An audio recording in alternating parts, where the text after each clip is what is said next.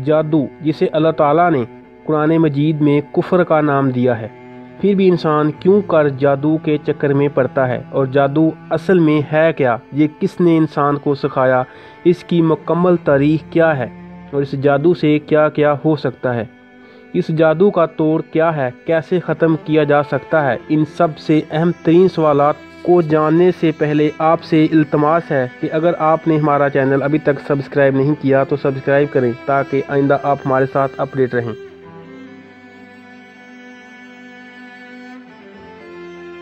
दोस्तों, जादू की तारीख पर एक नज़र डालते हैं और बताते हैं कि ये जादू कहाँ से शुरू हुआ। नाज़रीन ग्रामी, जादू यानी सहर एक शैतानी अमल है। इसकी इब्तदा हज़रत सुलेमान अलैहिस्सलाम के दौर से शुरू हुई, जब हज़रत सुलेमान अलैहिस्सलाम के दौर में जिन और इंसान इकट्ठे रहते थे और जिन इंसानों को अपना इल्म सिखाते थे। इन बातों का हवाला हमें कुरान पाक की सूरत बकरा में आयत नंबर 101 ता आयत नंबर 103 में मिलता है। यहाँ ये इरशाद खुदाबंदी है कि वो लोग इन चीज़ों की पैरवी करने लगे, यानी जादू की पैरवी करने लगे, जो शैतान सुलेमान की सल्तनत का नाम लेकर पेश किया करते थे। हालांकि सुलेमान अलैहिस्सलाम ने कभी भी कुफ्र नहीं किया। कुफ्र तो वो शैतान किया करते थे जो लोगों को जादूगरी की तालीम देते थे। वो जादू के पीछे पड़े थे, उस जादू के जो दो फरिश्तों हारूत और मारूत पर नाज़िल किया गया था। हालांकि जब ये दो फरिश्ते किसी को तालीम देते तो पहले साफ तौर पर इस बात से आगाह कर देते थे कि देखो, हम महज एक आजमाइश हैं और तुम लोग कुफ्र में मुब्तला ना हो जाना। लेकिन वो हमेशा इन फरिश्तों से वो चीज़ सीखते थे जिससे मियाँ बीवी में फसाद बरपा हो।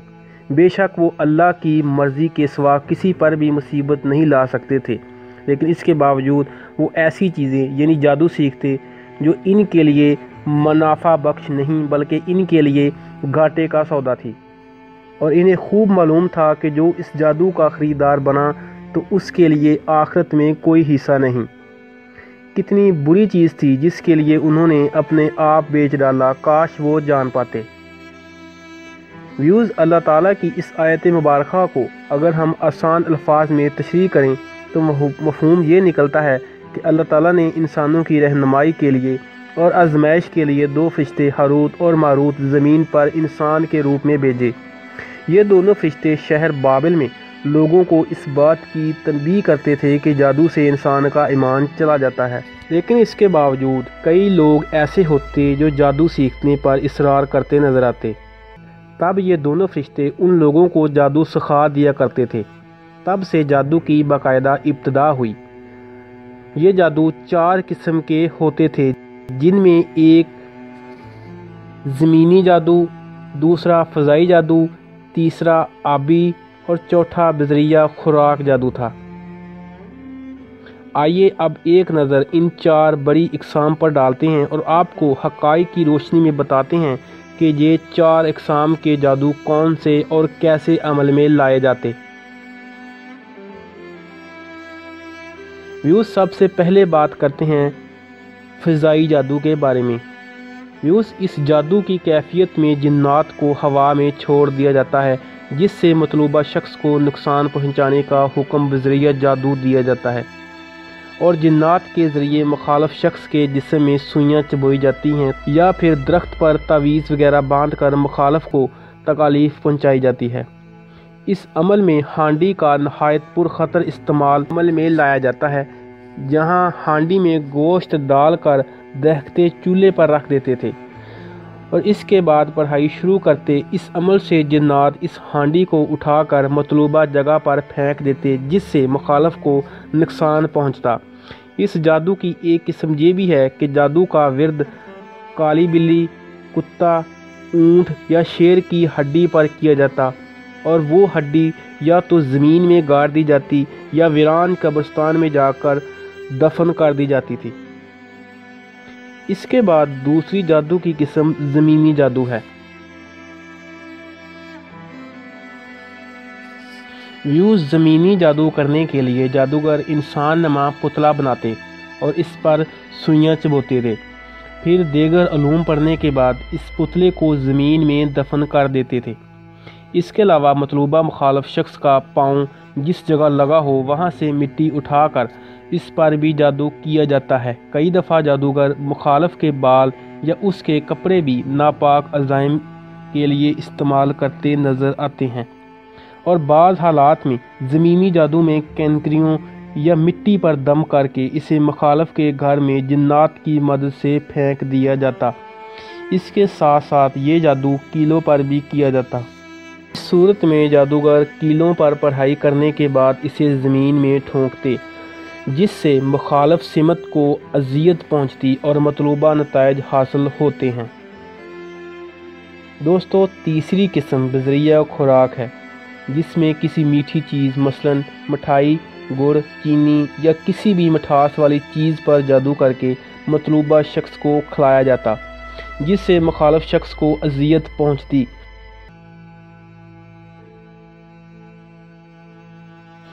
اس کے علاوہ چوتھی قسم آبی جادو ہے۔ اس جادو کی کیفیت میں مچھلی کے پیٹ کو صاف کر کے اس میں جادو کے دم کرنے کے بعد کچھ چیزیں بھر کر اسے سیا جاتا ہے، تب اس مچھلی کو سمندر یا دریا میں پھینک دیا جاتا ہے۔ آبی جادو کی ایک قسم یہ بھی دیکھنے کو ملی ہے، ایک جادوگر تالے پر جادو کر کے اسے لاک کر دیتا ہے، بعد میں اسے دریا یا سمندر میں پھینک دیا جاتا ہے، جس سے یہ تاثر سمجھا جاتا ہے کہ اس طرح ان کے مطلوبہ شخص کے کاروبار میں بندش پیدا ہو جائے گی۔ اس کے علاوہ یہ جادو کالے مسور اور ہڈی وغیرہ پر دم کر کے پانی میں پھینک دیا جاتا ہے، جس سے مخالف کو زیر کیا جاتا ہے۔ ویوز، جادو ایک حقیقت ہے۔ اس کا ثبوت ہمیں قرآن مجید میں بھی ملتا ہے، جس کے بعد دوسری رائے پیدا ہونے کا سوال ہی پیدا نہیں ہوتا۔ جادو کے اثرات بے شک مرتب ہوتے ہیں۔